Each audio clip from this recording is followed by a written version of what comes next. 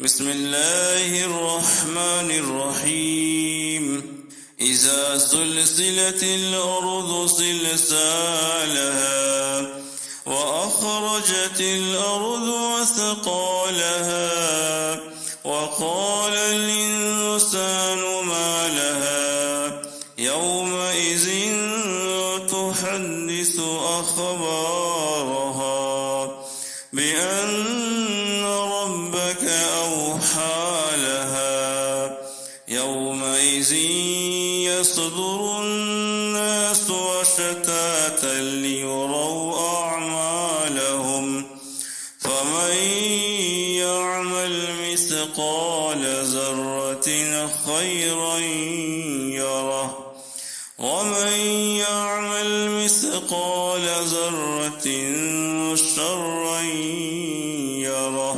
صدق الله العظيم.